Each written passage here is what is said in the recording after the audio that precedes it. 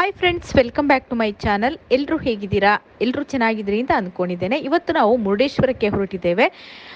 ಗೋಕರ್ಣಕ್ಕೆ ಅಂತ ಹೊರಟವರು, but train miss ಆಯಿತು ಅಂತ ಈಗ ಮುರುಡೇಶ್ವರಕ್ಕೆ ಅಂತ ಹೋಗ್ತಾ ಇದ್ದೇವೆ. ರೈಲ್ವೆ ಸ್ಟೇಷನಲ್ಲಿದ್ದೇವೆ. ಓಕೆ ಫ್ರೆಂಡ್ಸ್, ಇವತ್ತಿನ ಇಡೀ ದಿನ ಹೇಗಿರ್ತದೆ ಅಂತ ನಿಮ್ಮ ಜೊತೆ ನಾನು ಶೇರ್ ಮಾಡ್ತೇನೆ, ಬನ್ನಿ.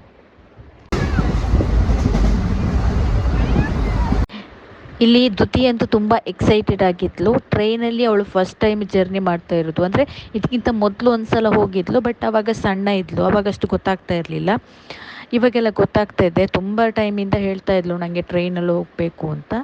ಸೊ ಆ ಟೈಮ್ ಬಂದಿತ್ತು. ಹಾಗೆ ಮುರುಡೇಶ್ವರಕ್ಕೆ ಅಂತ ಹೊರಟಾಗ ಅವಳು ತುಂಬ ಖುಷಿಪಟ್ಟಿದ್ಲು, ಟ್ರೈನಲ್ಲಿ ಹೋಗ್ಲಿಕ್ಕುಂಟು ಅಂತ. ಈ ವಿಡಿಯೋದಲ್ಲಿ ನೋಡ್ತಾ ಇರ್ಬೋದು, ಫುಲ್ ಅವಳು ಕಿಟಕಿಯಲ್ಲಿ ನೋಡ್ತಾ ಎಂಜಾಯ್ ಮಾಡ್ತಾ ಇದ್ಲು.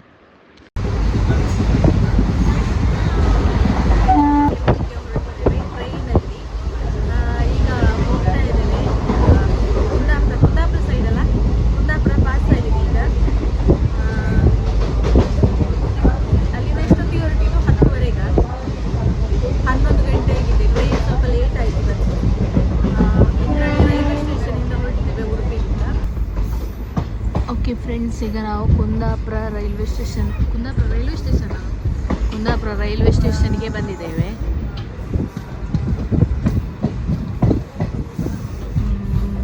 ಟ್ರೈನ್ ಸ್ಲೋ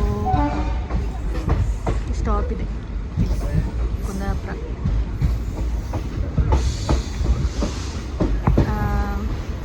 ಈ ಟ್ರೈನಲ್ಲಿ ಹೋಗೋದು ಒಂದು ಬೆನಿಫಿಟ್ ಅಂತ ಗೊತ್ತಾ? ನೇಚರನ್ನು ನೋಡ್ಕೊಂಡು ಹೋಗ್ಬೋದು, ಆಸ್ವಾದಿಸ್ಬೋದು. ಗದ್ದೆ ಇರ್ಬೋದು, ತೋಟ ಇರ್ಬೋದು. ಸೊ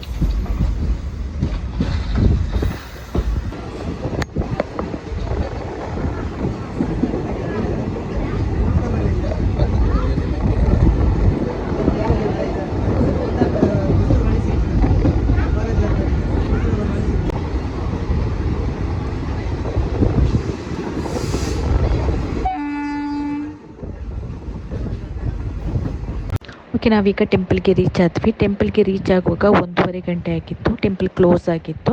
ಅಲ್ಲೆಲ್ಲ ಊಟಕ್ಕೆ ಹೋಗಿ ಅಂತ ಹೇಳ್ತಾ ಇದ್ರು, ಪ್ರಸಾದ ಸ್ವೀಕರಿಸಿ ಅಂತ. ಸೊ ನಾವು ಅಲ್ಲಿಗೆ ಊಟಕ್ಕೆ ಹೋದ್ವಿ. ಊಟ ಆದ ನಂತರ ದೇವರ ದರ್ಶನ ಮಾಡುವ ಅಂತ, ಅಂದರೆ 3 ಗಂಟೆಗೆ ಬಾಗಿಲು ಓಪನ್ ಆಗುತ್ತೆ. 3 ಗಂಟೆಗೆ ದೇವಸ್ಥಾನಕ್ಕೆ ಹೋಗುವ ಅಂತೇಳಿ ಮೊದಲು ಊಟಕ್ಕೆ ಹೋದ್ವಿ ನಾವು.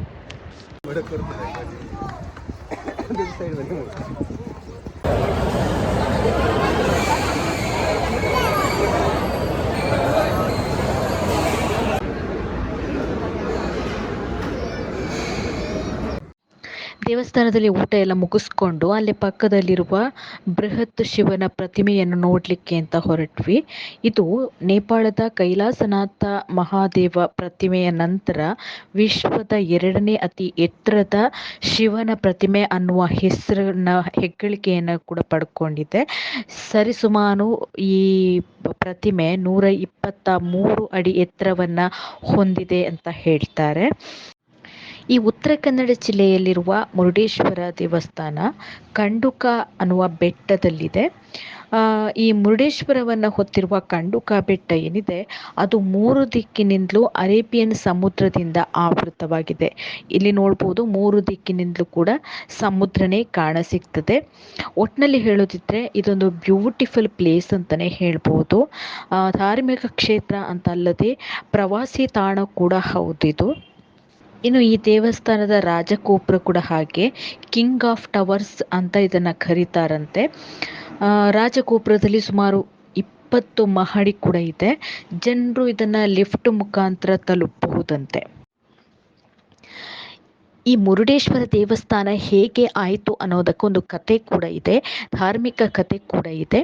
ಈ ರಾವಣ ಏನಿದ್ದಾನೆ, ರಾವಣ ಶಿವನನ್ನು ಪೂಜಿಸಲಿಕ್ಕೆ ಅಂತ ಆತ್ಮಲಿಂಗವನ್ನು ಶಿವನಿಂದ ಪಡ್ಕೊತಾನೆ. ಅಂದರೆ ಒಂದು ಷರತ್ತಿನ ಮೇರೆಗೆ ಈ ಆತ್ಮಲಿಂಗವನ್ನು ಎಲ್ಲೂ ನೆಲದಲ್ಲಿ ಇಡಬಾರ್ದು ಅನ್ನುವ ಷರತ್ತಿನೊಂದಿಗೆ ಆತ್ಮಲಿಂಗವನ್ನು ಪಡ್ಕೋತಾನೆ. ಆವಾಗ ದೇವತೆಗಳೆಲ್ಲ ಇದು ರಾವಣನಿಂದ ತೊಂದರೆಯಾಗ್ಬೋದು ಅನ್ನುವ ಕಾರಣಕ್ಕೆ ಉಪಾಯ ಮಾಡಿ ಗಣೇಶನನ್ನು ಬಾಲಕನ ರೂಪದಲ್ಲಿ ರಾವಣನ ಬಳಿಗೆ ಕಳಿಸ್ತಾರೆ. ಆವಾಗ ರಾವಣ ಸಂಧ್ಯಾ ವಂದನೆಗೆ ಅಂತ ಹೊರಟಿರ್ತಾನೆ. ಈ ಸಂದರ್ಭದಲ್ಲಿ ಬಾಲಕ ಗಣೇಶನಲ್ಲಿ ಆತ್ಮಲಿಂಗವನ್ನು ಕೊಟ್ಟು ಎಲ್ಲೂ ನೆಲದಲ್ಲಿ ಇಡಬೇಡ ಅಂತ ಆ ಸಂಧ್ಯಾ ವಂದನೆಗೆ ಅಂತ ಸಮುದ್ರಕ್ಕೆ ಇಳಿದಿರ್ತಾನೆ. ಈ ಸಂದರ್ಭದಲ್ಲಿ ಗಣೇಶ ಆತ್ಮಲಿಂಗವನ್ನು ಕೆಳಗಿಡ್ತಾನೆ. ಈ ಸಂದರ್ಭದಲ್ಲಿ ಕೋಪಗೊಂಡಿರುವ ರಾವಣ ಬಂದು ಆ ಆತ್ಮಲಿಂಗವನ್ನು ಎಳೆದು ವಶ ಪಡ್ಕೊಳ್ಳಿಕ್ಕೆ ನೋಡ್ತಾನೆ. ಆವಾಗ ಆ ಆತ್ಮಲಿಂಗ ಚಿತ್ರವಾಗ್ತದಂತೆ. ಅದರಲ್ಲಿ ಒಂದು ಭಾಗ ಅಲ್ಲಿ ಬಿದ್ದಿರ್ತದಂತೆ. ತುಂಬ ಕಡೆ ಆ ಲಿಂಗದ ಚೂರುಗಳು ಬಿದ್ದಿರ್ತದೆ, ಆತ್ಮಲಿಂಗದ ಚೂರುಗಳು ಇಲ್ಲಿ ಕೂಡ ಬೀಳ್ತದೆ ಅಂತೆ.